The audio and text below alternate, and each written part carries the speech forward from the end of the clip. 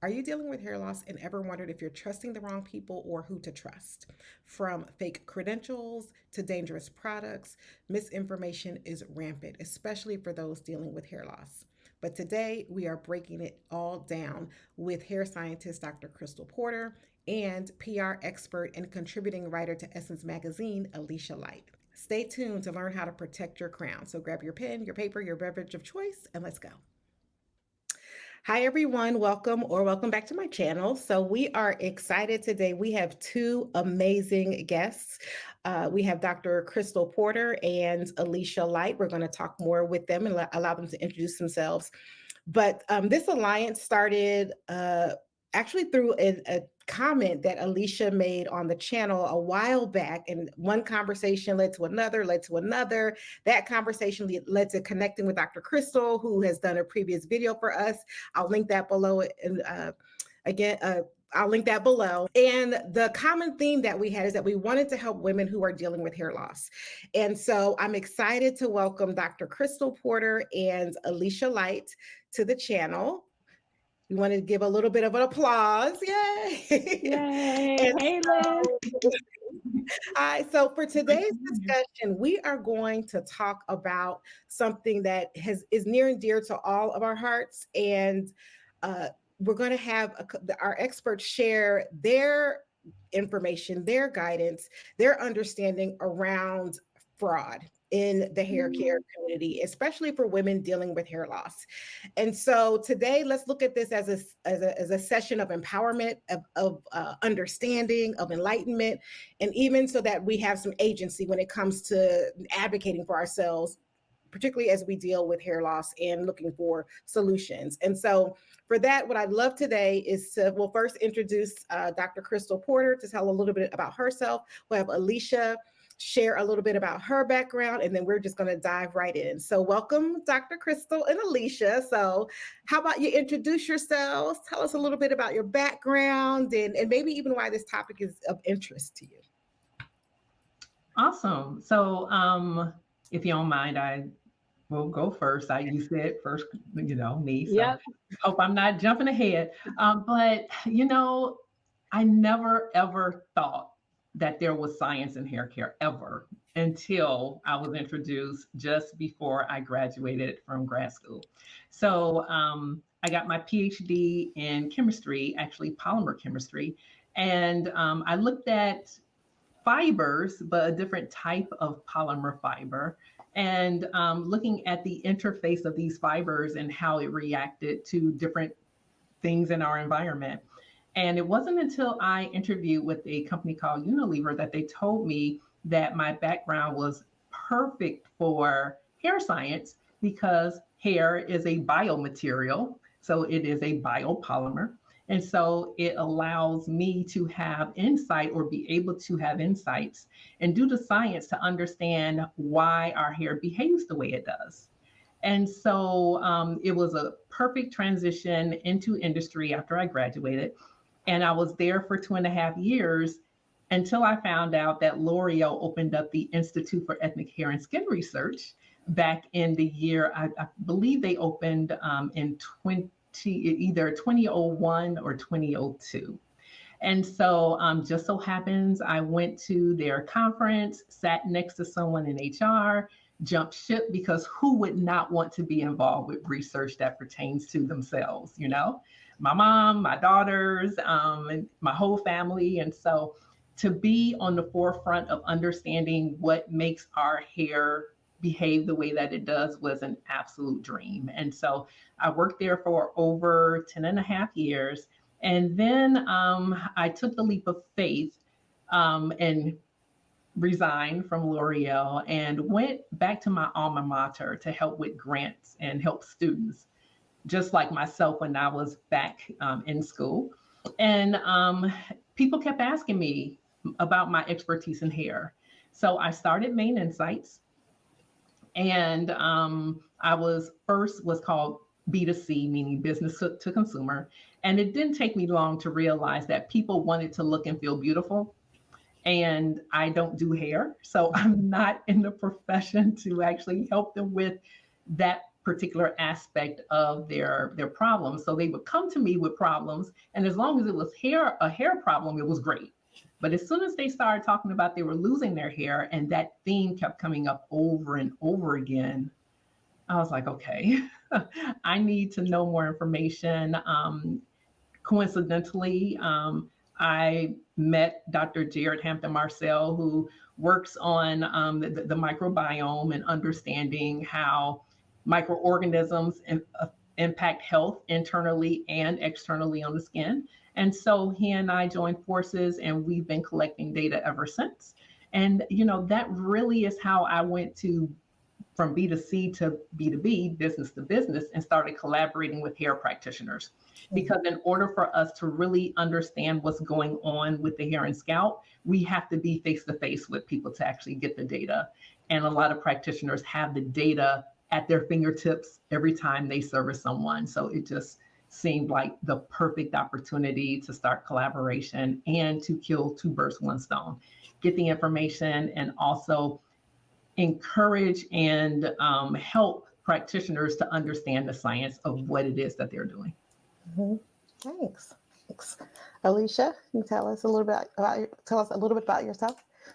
Yeah, sure. So I am also not a hair care practitioner. I'm not even in the medical profession at all. I am someone who works outside of that space altogether. I do PR for a living. I have for pretty much most of my career. Started out on the journalism side. Currently, I work with a mix of tech companies and advertising agencies. So again, nothing to do with this, but I am someone who has had a lifelong interest in wellness. And I also was diagnosed with CCCA in 2020. So it's 4 years now that I've been on this journey. I'm looking forward to this journey ending at some point. It's like, I don't want this to be a lifelong journey. But so that's my personal, if you're wondering, okay, what is a PR person doing on the show? I also have CCCA. Mm-hmm. Yeah. And thank you for that. And the reason why everyone, so Alysha wrote an article in Essence, how to protect your crown amidst hair fraud. And that's really what the topic is today. So we have Alysha, who is a journalist, as well as a patient. We have Dr. Crystal, who is actually the founder of the Association of Professional Trichologists, which we'll learn about more, which is really important. And so today we're going to talk about how can we protect our crowns? What can we do? What do we need to look out for? And let's start out the gate with how pervasive is misinformation in the Black hair care industry, and what are some of the most damaging myths you've heard or experienced? Yeah, so I, as a natural, I would call myself a lazy natural. I have been a proud lazy natural since I cut my relaxer off in '98. So I've been natural for a really long time. I have been, just over the decades, very confused by a lot of information, from how often will shampoo our hair. Like, we can't even get a consensus on that. Whether co-washing makes sense. Personally, I don't think it does. To me, it sounds like bathing with lotion. It's like I don't know, but some people swear by it, so I guess. So it's just like, there's just I that's one of the things I get frustrated with in general within wellness and the medical profession, is that there's oftentimes so much conflicting information.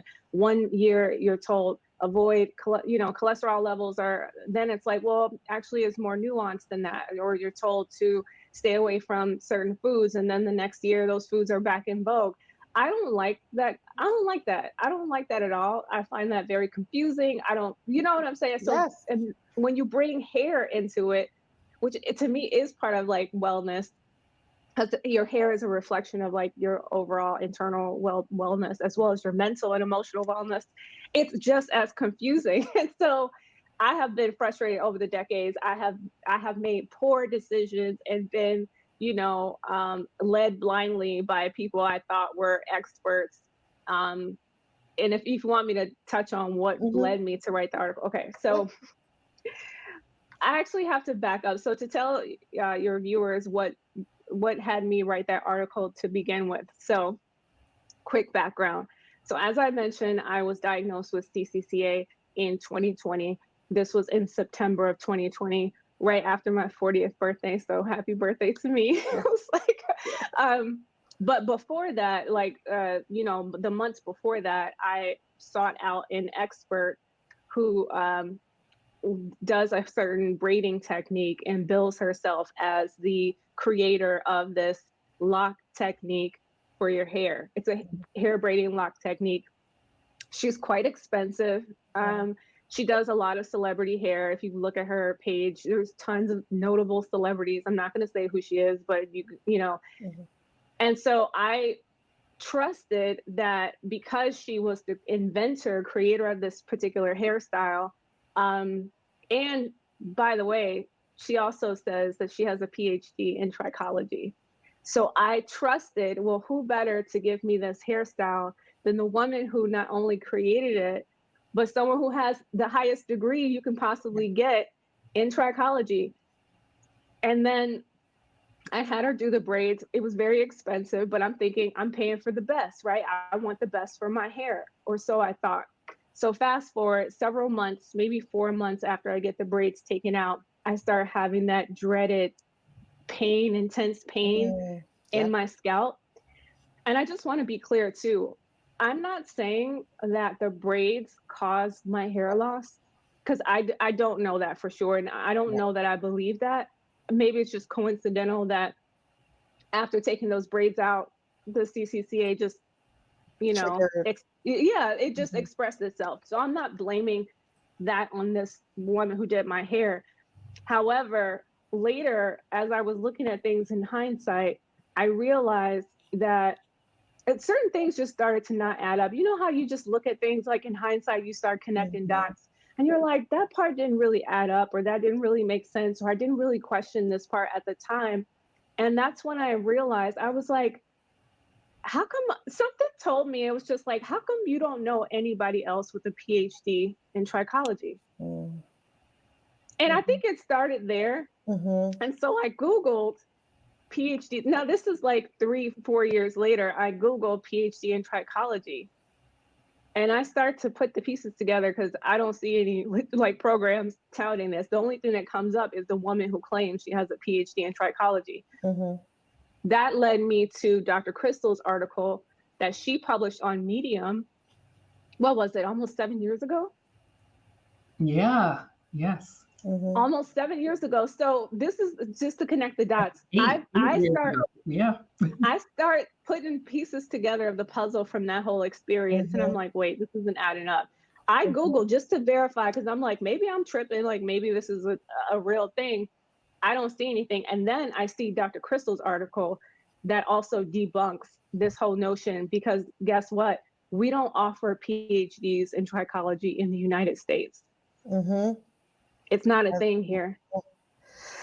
So Dr. Crystal, the founder of the Association of Professional Trichology, how about you, for those of us, because there might be someone who don't even know what trichology is. So can you talk to us a little bit about what it is and maybe some of that credentialing?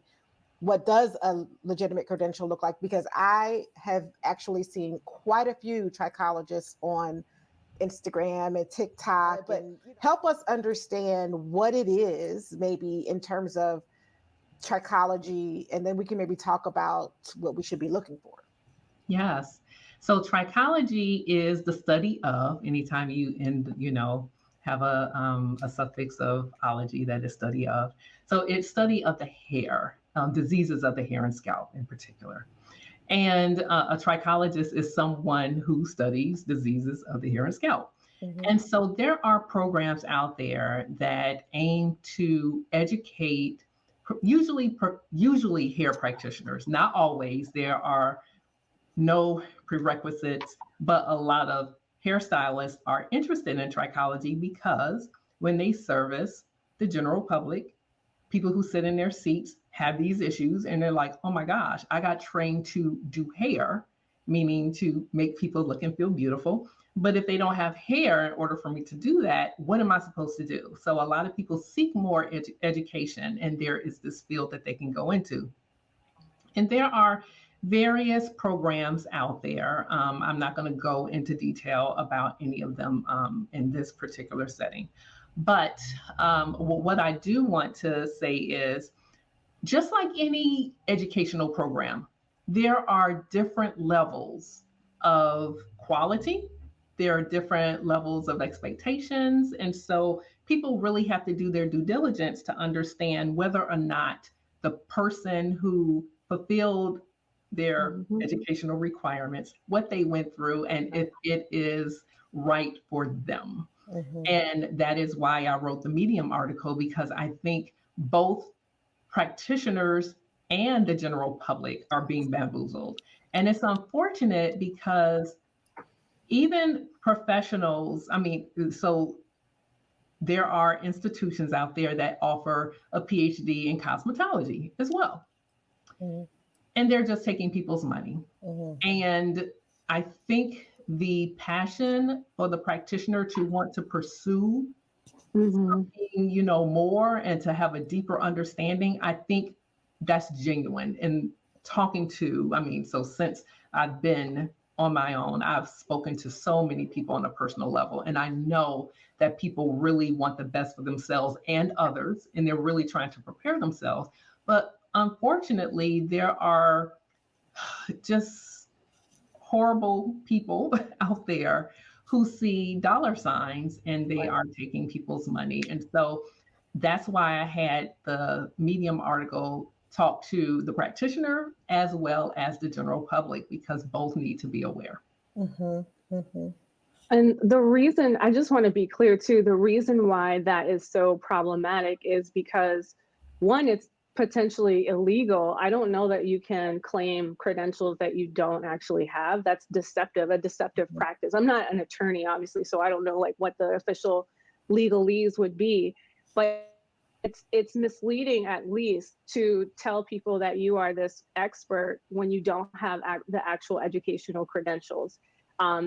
So, and then you pay a premium for these people for the expertise that you believe that they have. So that is also an issue. You're coming out of more money. You are assuming this person has advanced knowledge, certainly more knowledge than you may have, and that may not be the case. And so to Dr. Crystal's point, it does a disservice, not just to potential clients like me, like all of us, but it also does a disservice to people who have aspirations to get into that field, because they are also being misled. So if you are being told by this alleged expert, I can certify you as a trichologist in just 12 weeks, that's also not a thing. Or you hear people touting, I'm a board certified trichologist. There is no such thing as a board certified trichologist in the United States, because as Dr. Crystal had in her Medium article, which I cite in the article that I wrote for Essence, trichology is a field that is not regulated in the United States, which people need to be aware of that. So pretty much anyone can go on the internet and claim anything. And Dr. Crystal, you used this word that I really think is important to hone in on, is discernment. Yeah. It is really on us as consumers, as potential clients, to be discerning about who we work with, who we entrust with our care, and to do our due diligence the same way we would with any doctor. You would look up their reviews. You would look up, you probably would not be seduced by if a certain doctor, unless it's a cosmetic surgeon, if they had certain celebrities, like what difference does it make? Can you operate on a heart or not? Like, I don't care if it was a celebrity heart or no. Wait, so it's the same thing. It's like, you can't be, like swayed by the Instagram feed and what that looks like, because that doesn't really tell you anything about what actual expertise and skills someone may have. Right. So So what would you say, and both of you can respond to this, what would you say would be just some practical steps that women can take, right, when it comes to trying to identify, maybe they want a trichologist? Is there anything that can help us practically be more discerning about who we pursue from your experience? Yeah, so I'll say just looking at the accomplishments and contributions to the industry itself. especially if they're toting around saying that they have a doctorate degree or PhD. Most PhDs, especially if you say that you are someone who is qualified to be able to, do research, there are credentials that you need to do research, and they're so prevalent that even on LinkedIn they have a template where you can say if you actually have a city certification, which stands for Collaborative Institutional Training Initiative, and you conduct research, you should have made contributions to the industry and you should have that. So that's one way. Right. Also looking at the relationships and affiliations that they have. Are they connected with a dermatologist? That is great. Unfortunately, most are not, and that's not always the fault of the trichology practitioner, because sometimes they're in remote areas. Sometimes dermatologists don't even know what a trichologist is. Sometimes a dermatologist knows exactly what a trichologist is, and they've heard all the bad stuff, and they're like, no way am I going to be affiliated with this because this is a hot mess. And so association. So that's almost like my segue into the Association of Professional Trichologists, because that is an organization that was started because after years and years of me asking trichologists, that I think because the way that most practitioners receive their credentials is through the state licensure process. So that's what they're familiar with. They're familiar with the government actually saying what they can and cannot do. And then I come from a field in chemistry where our governing, so to speak, body is the American Chemical Society. And it has nothing to do with the government or the state. These are a group of respected and serious professionals who want to make sure that the chemistry industry is respected and there are standards for practice. And so that is an avenue where you get the buy-in from other professionals. It's not just run by one person. It is nonprofit. It's not, someone seeing dollar signs and wanting to take people's money. It really is an organization that is for the people who want to be professionals, but want and believe in standards of care. So that is why we have the association, but it's new. It's barely a year old. And we do have members who I would consider serious and conscientious hair practitioners who really want to see the industry be elevated.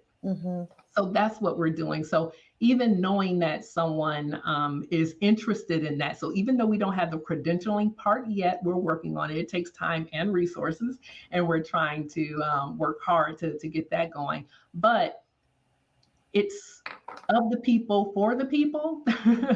And so that is something that you can look to. And we just have our search capabilities. So if you're looking for a practitioner who is a part of the association and they filled out the information because it required them to update their information. So we have a lot of members who have not done that. But for those who have, then you can go and look on the website and do a search. And you can look by country, you can look by state, and you can see what they've done. So just, doing a search and using discernment, that really does go far. That's awesome. And we will have that linked in the description box for people as well. And I think it's important too, like to number one, applaud you for this work. And it's you're just getting started. And so I just thank you and appreciate you for creating that space, because somebody's got to start it, right? Somebody's got to create the process. If it doesn't exist, it needs to exist. And so, yes, I'm sure it'll be an evolutionary process, right? In terms of you're saying credentialing and all of that, but we got to start somewhere. And so to even have a place to just start is going to be helpful. Thank you.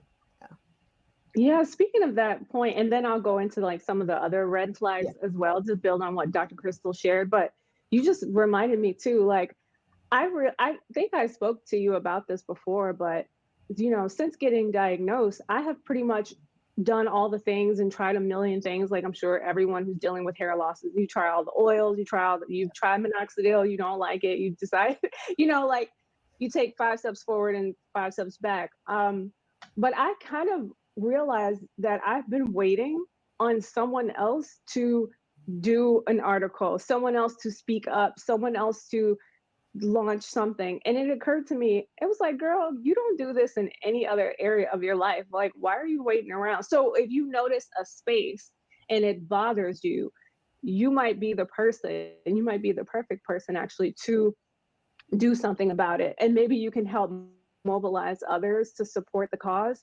But when you recognize a gap and it stays with you, you might take that as a clue for what Yeah. it's worth. I love that because I think we already said this before, but that's how this all started.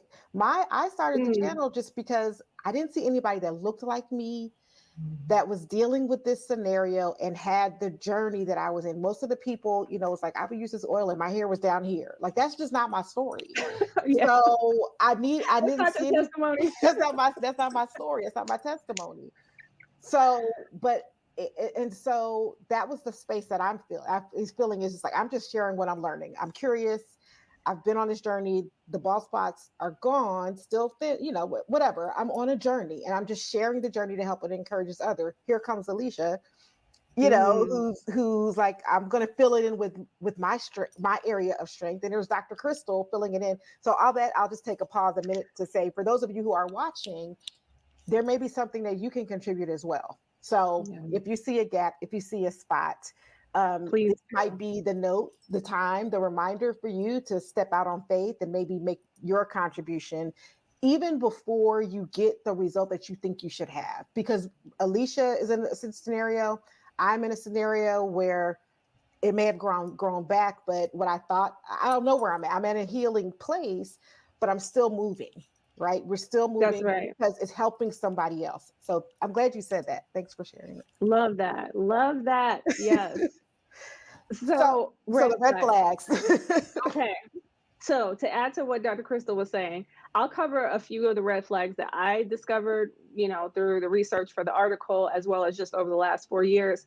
There's just rampant fraud, by the way. It's on in terms of the practitioners who are deceitful and misleading, at the very least, about their educational background. And then there's fraud happening with the products that people are selling. So we'll talk about a couple of those. So on the practitioner end, some watch outs. If you do not find any expert who claims to have a PhD, likely will have a LinkedIn page. LinkedIn is, for all intents and purposes, the primary platform from a business standpoint. If you've gone to school, you've got a PhD, you work a full-time job, or you have your own business, most likely you do. It should be seen as a red flag that someone claiming to be a doctor or have a doctorate level degree doesn't have a LinkedIn to support that. By the same token, if they claim to be a doctor or they call themselves a functional doctor, that's another one of the scams that people are using, or misleading terms. And you think that assumes that this person has knowledge or that they have advanced degrees. Look to their LinkedIn page. There is a woman so I got bamboozled twice. So the woman who did my braids, again, I'm not saying she's the reason why I ended up with hair loss. I'm just saying the timeline. I'm just connecting the timeline. It could have been any various other environmental factors as well. So I'm just saying, but to keep it 100, I would not have gone to her and paid that money if I'd known that she didn't actually have a PhD. I never would have gone, Mhm. because that would have been a key factor. That was the key factor of me flying to LA to see her, is because I thought she had the highest level of knowledge and would take care of my hair with this particular hairstyle. So, and then look to their educational background. Google their school. Does their school exist? If you can't find the school that they say they got their degree from, that is also a red flag. Look at the initials and letters after people's names: MA, MD, functional, like what's the PA, I think, physician assistant or advanced physician. Just look at that, those, if they carry any. Does their LinkedIn support that? Do you see that they receive certification and training that supports those letters? past their name or not. If it's vague, that's a red flag. That's just a red flag. If they don't have the LinkedIn page, that's also a red flag. You cannot just go by Instagram. And I'm not, also want to say, like, I don't think that there's anything wrong. I think a big reason why this is such an issue in the Black community is because we have, like, built into our culture a sense of trust and intimacy. If you think about, like, someone doing your hair in their kitchen, Right. you sitting on the stoop in between a woman's legs as she's braiding your hair, we're not asking, do you have a PhD? Like, do you have, like, did you have a cosmetology degree? We know plenty of brilliant people in the hood that don't have advanced degrees, and they can hook up your hair. Right. There is absolutely a place for that. I've gone to people like that for years. I'm not knocking those people at all, but those people are also not claiming to have degrees and certifications that they don't have. Do you see what I mean? Yes. That's the issue. And then, so on the product side, what you find is, look out for things like, if you're going to buy a product off Etsy, one thing that I've noticed is circulating images.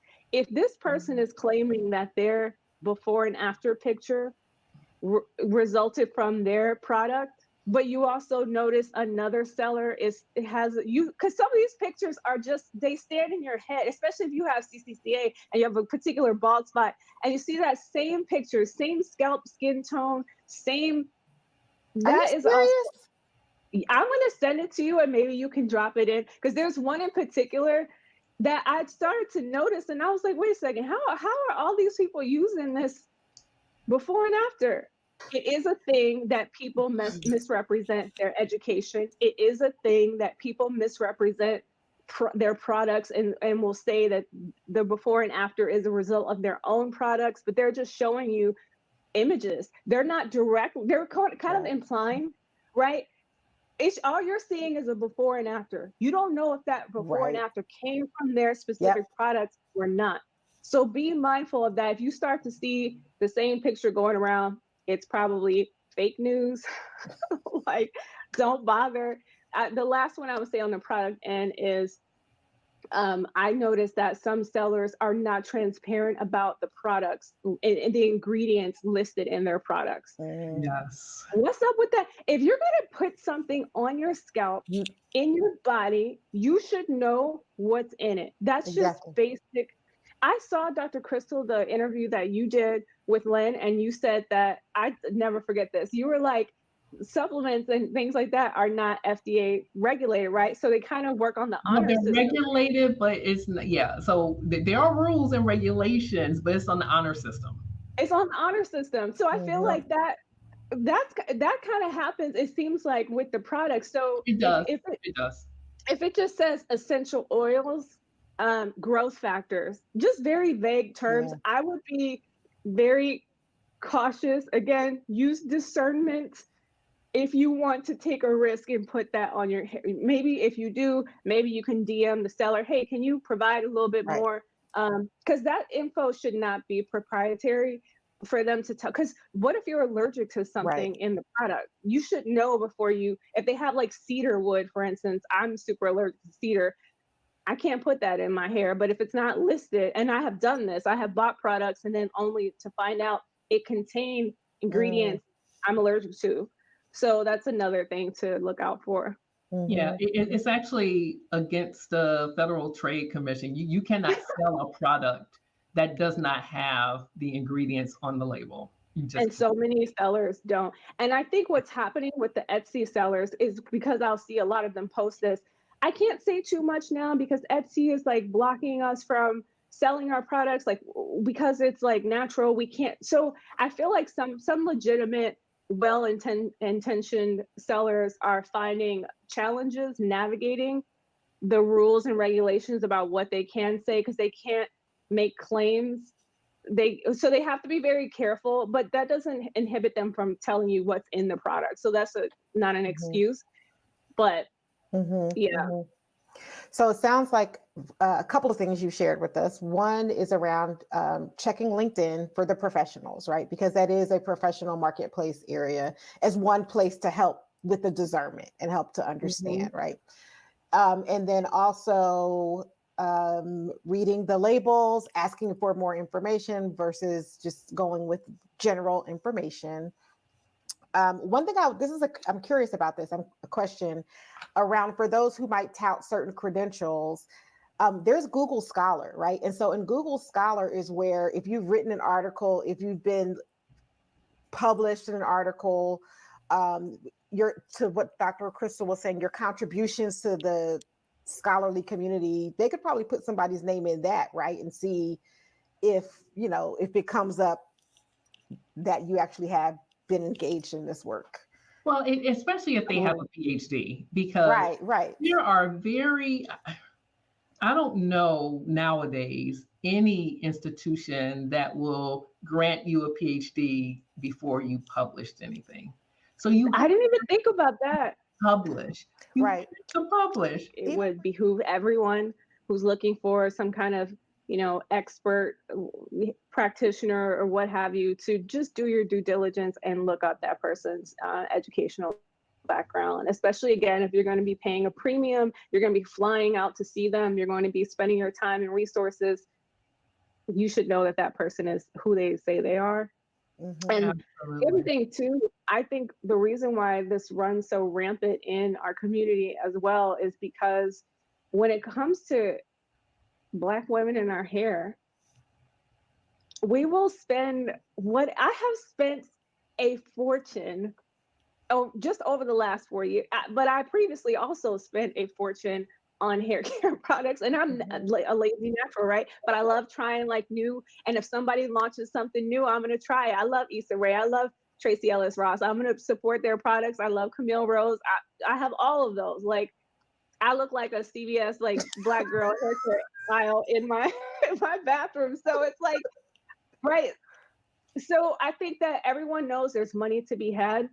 Mm-hmm. And as Nadia Hughes, who I quote in the article, she's an amazing practitioner. You definitely check out the article and you'll see like a link to her Instagram. But she specializes in scarring alopecias. And I spoke to her and I was struck, like it really hit, because she was like, Alysha, we know that when you guys come to us and you're dealing with hair loss, you're desperate and you're going to pay whatever.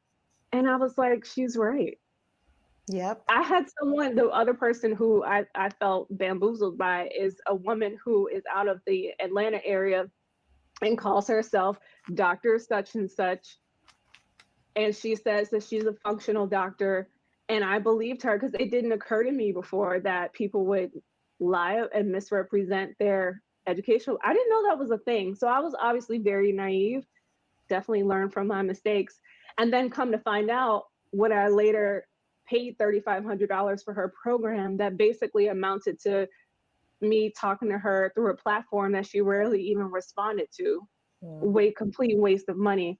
That her LinkedIn says she's a cosmetologist. She calls herself a functional doctor, but what her LinkedIn page supports in her educational background, she's a cosmetologist. And again, I'm not saying that she can't treat people with CCCA or that some of the people are not seeing results. I'm not saying that at all. I'm just saying, you told me you were a functional doctor. A functional doctor. I don't see that anywhere. And you have people call you Dr. So-and-so. And I think that that's problematic. Yeah. So the one thing about physicians in particular, there is a resource, really easy resource that you can plug and chug names to see if they really do have their credentials. And it is by the Federation of State Medical Boards. If you go to that website, they actually have underneath that website a subsite called docinfo.org. And you can put in a name and it'll look up names in different states. And so it'll let you know what their background is, what they got their degree in, whether they are board certified, because you should definitely be going to someone who is board certified. And we'll link to that information as well. So there's because I'm irritated by this, as if you couldn't already tell, because I just think it, again, it's very misleading, and I just think it preys on some naive people like I was. this fraud and these scams or misrepresentation, whatever word you want to use, happens everywhere. It happens in all sectors. So of course it happens in hair care because that's where the money is. Right, right. Well, and I think too, I think even the purpose of this conversation too is that I think, especially given the things that many of us have been through, we don't have to be in the cycle of getting scammed. Like that's the purpose of this discussion, is that we want to empower everybody to know the questions to ask, to be mindful of the people that you're pursuing, to do your research. It might take a little bit more time, but it's better to be, I think, more diligent than, out of a lot of time and money. And especially now that I think it is becoming more, people are becoming more aware of hair loss. I think a lot of people are kind of realizing what's actually happening to them, and people want differently for themselves, right? So I think there's a lot of conversation now about hair loss and CCSA in particular. And so so this is, again, I would say maybe this is not an attempt to scare everybody around pursuing treatment. Oh no, but to be empowered, because there are people who do care, who have the resources, who want to help. In this conversation, we just want to help you get to those people quicker to bypass all the other foolishness. Yeah, and I'm not saying that some of these people, Dr. So and so, couldn't help you. They, again, we all know some amazing mixtresses, and I have bought those products too. Like, again, it's the misleading part that I take issue with. I don't like. You're vulnerable. We're in a vulnerable place. I remember when I first started, y'all. I was on Etsy buying pumpkin seed oil mixes and things. This is before I was that person who was trying, literally, like, what can I do? And I'm over it, but I was there. So I'm still there, but like, I'm still there. I keep pumping. Any closing words of advice, any recommendations, anything else that you'd like to share with the audience? So what I would say is a couple of things. So I know that, Alysha, you were saying that there's a lot of conflicting information out there. And I have to say, I have to put an asterisk by it, a little caveat, because we can only disseminate information that the data supports, right? And so depending upon how the study was designed, who participated in the study, because oftentimes you get results that are based on the population that you study, and it may not be comprehensive, which is why we are always pushing towards having everyone be represented in studies, because we are not all created the same and we're not going to all have the same responses. So yes, you are absolutely right in terms of 1 year coffee is good for you, the next year coffee is bad. I mean, it's the devil. I get it. I get it. But one thing that I have to say, particularly about studies in particular, is we as Black people are not represented as much as we need to be. And I understand the hesitation about us being very leery about wanting to become involved.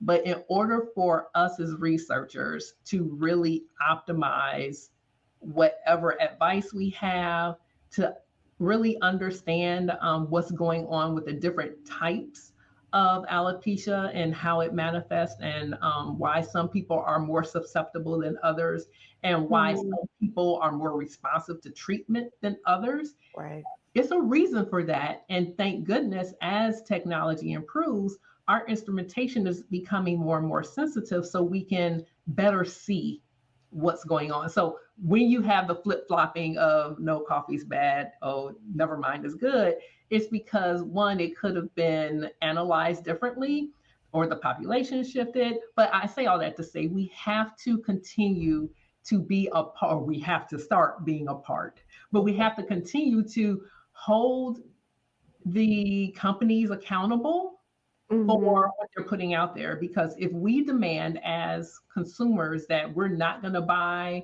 products that don't have labels, We're not going to go to professionals who don't represent themselves or who are devious in their marketing and saying that they're a doctor when they really aren't. We have to hold the standards high in order for things to change, because people do it because we allow them to get away with it. So my ending word is, one, participate in research, but two, make sure that you take the information from us and run with it and share what you've learned with others, because we are in control of our destiny. Well said. Here for it. Okay, so I would just say, do your due diligence. If we didn't emphasize that word enough throughout this conversation, do not be swayed by the allure of celebrity. If some of these people have certain celebrities, because as y'all know, social media can be very misleading. Just because you see a celebrity touting or holding a certain product, that doesn't mean they're actually using it. Y'all know that, right? Like, we know that. That's just the way it is. It's okay to ask questions and to, I would say, almost approach it like, these people have to earn your trust and earn your business. So be skeptical. Like, until you see receipts, be skeptical, because it's your money, it's your health, your scalp, your hair. You owe it to yourself to not be so trusting, because you just want someone to help you. You just want to put yourself in someone's hands, like, please help me. I get it, because I have obviously been there. But all skin folk ain't kin folk. So just be mindful that this is a business. These industries are making money, and you don't want that to come at your expense. Right. So. Right. Yeah. Well said. Okay, I have one more thing to add. Go. Because speaking of social media, there is, as we said, misinformation, but the scientific community is trying to do something about it. So even though there aren't a lot of people who look like us out there, who I say really have the credentials who are out there on social media, there are a few. And a couple of them don't really look like us either, but they are definitely putting information out there, and I think it's worthwhile sharing. So the first one who comes to mind, just because I just saw his name, is Devon Ford. No, yeah, Javon. I'm sorry, Javon Ford. And he's a cosmetic chemist. He mostly does skin, but he gives great information about hair. But who does do hair is Tanya Lang. She is, I think her tag is like curly chemistry, but she. Oh Yeah. So she focuses on hair. And then the Echo Well, who Jen Novakovic, I know I'm saying her name wrong, but Jen from the Echo Well, she is doing a knockout job at creating content. And so she's had, she's featured a lot of experts in the area of skin and hair. And so she had a hair summit. And so you can learn all types of information. It's so funny because I have to have this other caveat, because I saw in the comments when I was a part of the hair summit that someone was like, oh, look at all the scientists arguing. But it's funny because we don't always agree, but I want to say the reason why we don't agree is because we all have our different areas of expertise. And so when someone does a study, if they don't consider certain variables, then your output is going to be different. And so I want to say it's healthy for us to have what appears to be arguments, because we're a not healthy debate. We're just really, absolutely. Yeah. And we need that to challenge each other to do better or to think about things from a different perspective. So it's not in our realm to be or to feel like we're being disrespected when someone appears to be questioning us. As a matter of fact, we invite that, because that's really what pushes us to do better. So I have to say that. And then the other person I want to say is Michelle Wong. She goes by Lab Muffin, actually. But she also has a PhD in chemistry and is in the cosmetic science area. So there are resources out there for you to get good information. Right. Well, thank you for that. This was so helpful. I think I'm excited to hear, and I'll leave a pin a comment because would love to hear what people's experience, their personal experiences have been, right? And some people, I mean, Alysha said this earlier, some people have had great experiences with some individuals, varying with others. And so personal referral, I think, is also a good recommendation sometimes, right? So if someone had an experience with someone that was actually good, like we've had them when they've been bad, but what about when they've had a good experience where they had a physician who did listen to them or someone who was helpful? And so let's share that information as well in the comments, because we do want to put the good out, right? We want to put Yes. the warnings and the information, and then also along with that, the ones that are working well. So Yes. thank you both for your time, Thank you for so much, your Whitney. expertise. I am excited for everyone who's going to be able to see this. And as we always say at the end of our video, live well, live blessed, and nourish your crown.